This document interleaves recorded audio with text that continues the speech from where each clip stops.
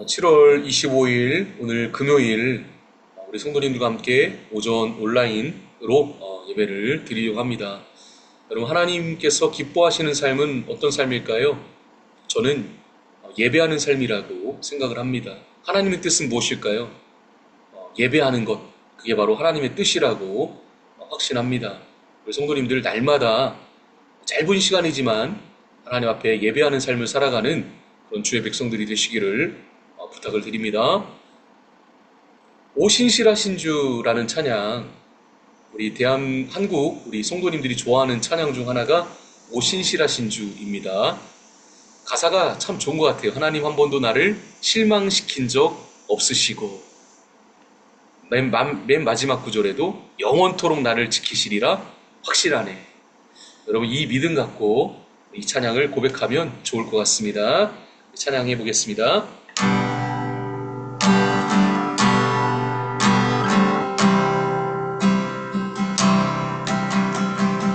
하나님 한 번도 나를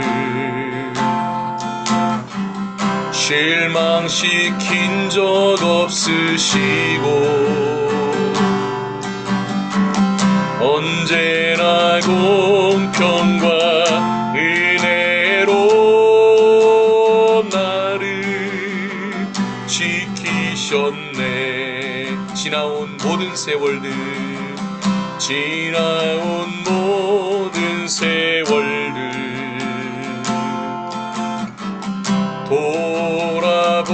돌아보아도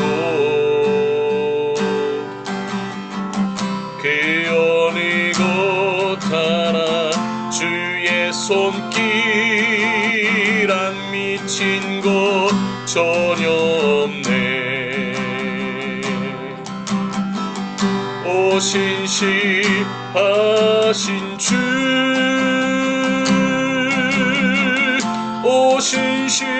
오신실하신 주, 내 너를 떠나지도 않으리라. 내 너를 버리지도 않으리라. 약속하셨던 주님, 그 약속을 지키사 이후로도 영원토록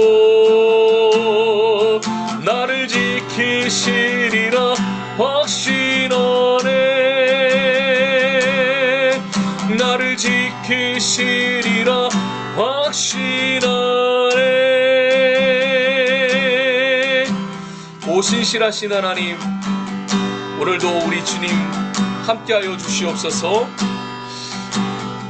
실수가 없으신 하나님, 나를 한 번도 실망시킬 적 없으신 우리 하나님께서 오늘도 나와 함께하시기를 간절히 원합니다. 임마누엘로 함께하여 주옵소서. 나를 지키시는 이 확신의 믿음을 갖고 오늘도 승리하는 삶을 살아가게 도와주시옵소서. 하나님 함께하시기를 원합니다. 주님, 예수님의 이름으로 기도드립니다. 아멘. 오늘 하나님 말씀은 로마서 6장 1절로 2절의 말씀을 보시겠습니다. 1절입니다. 그런즉 우리가 무슨 말을 하리요? 은혜를 더하게 하려고 죄에 거하겠느냐? 그럴 수 없느니라. 죄에 대하여 죽은 우리가 어찌 그 가운데 더 살리요?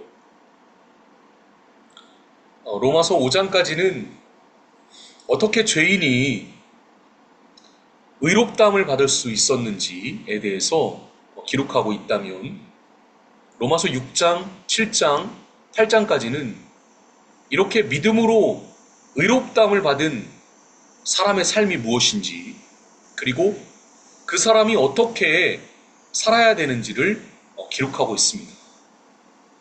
이걸 일컬어 성화를 이루는 삶이라고 말하는 거죠. 하나님의 자녀들은 이 땅 가운데 성화를 이루는 삶을 살아야 될 줄로 믿습니다. 우리는 본래 여러분 아버지를 떠난 탕자와 같아요. 아버지의 사랑, 아버지의 은혜는 잊어버리고 그저 세상 가운데 내 뜻대로, 내 탐욕대로 허랑방탕하며 결국에는 죄에 빠져 모든 것을 잃어버린 탕자와 같은 거죠. 이제 탕자가 모든 걸 잃어버리고 부끄럽고 초라한 모습으로 아버지를 찾아오지 않습니까? 천부여 의지 없어서 손들고 옵니다. 그 모습처럼 탕자가 이렇게 돌아와요. 그런데 아버지는 그 부끄럽고 초라한 모습으로 돌아온 탕자에게 책망이 아니라 은혜를 베풀어 주시죠. 용서하세요. 아들의 지위를 회복시켜 주세요. 새 옷을 입히고 가락지를 끼워주고 심지어 죽었던 내 아들이 살아 돌아왔다고 손을 잡고 잔치를 베풀어 주시는, 그게 바로 아버지입니다. 우리 하나님 아버지가 그러신 분이죠. 자, 이런 아버지의 사랑에 감격하여 이제는 더 이상 죄 가운데 빠져 살아가는 탕자가 아니라 아버지의 아들로서, 아버지의 사랑과 은혜를 입은 자녀로서 합당하게 살아야 됩니다. 다시 아버지의 이 사랑과 은혜를 이용해서 재산을 훔쳐가지고 도망간다면 그건 아니지 않습니까?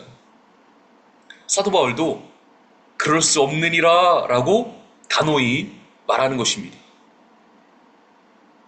어떤 분은 말하기를 우리는 이미 용서받았고 지금도 용서받고 있고 또 앞으로도 용서받을 행복한 죄인입니다 라고 고백을 해요. 어떻게 보면 맞는 말 같기도 합니다. 그런데 여기서 착각하고 오해하면 안 되는 것은, 그러면 죄를 지어도 괜찮겠네? 어차피 하나님의 은혜로 다시 용서받을 수 있을 텐데 라고 생각해서는 안 되는 거죠. 여러분, 이것은요 은혜를 남용하는 것입니다. 그리고 심지어 주님의 은혜에 대한 모욕일 수도 있습니다. 오늘 본문에서 참 마음을 뜨겁게 하는 구절이 하나 있어요. 그게 죄에 대하여 죽은 우리라는 이 구절입니다. 다시 한번요. 죄에 대하여 죽은 우리. 우리가 누구냐? 우리는 주님과 함께 십자가에 못 박힌 사람들이다. 그래서 우리는 죄에 대하여 죽은 사람이다 라는 겁니다. 바울은 그럴 수 없느니라, 죄에 대하여 죽은 우리가 어찌 그 가운데 더 살리요? 라고 강력하게 말하고 있습니다.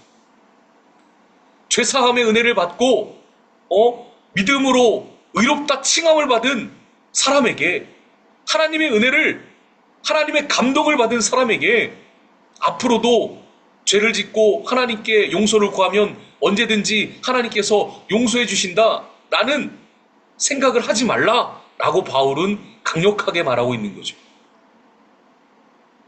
물론 여러분, 우리가 연약해요.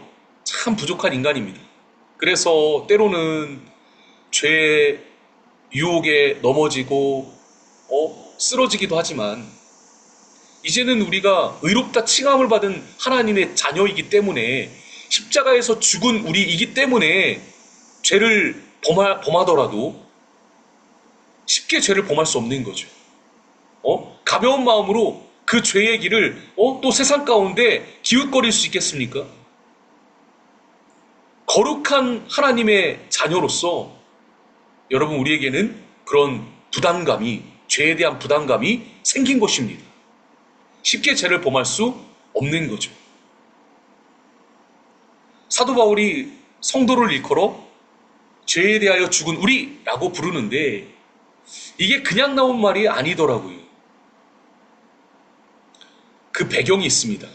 옛날 이스라엘 사람들은 애굽에서 노예로 살았죠. 약 430년 동안 말입니다. 그러나 하나님은 그 고통받는 이스라엘 백성들을 해방시키시기 위하여 모세를 보내십니다. 그래서 결국 10가지 재앙을 통해서 이 애굽에서 바로의 손에서 이스라엘 백성들을 구원해내시죠. 이제 이스라엘 백성들은 더 이상 노예로 살 필요가 없게 되었습니다.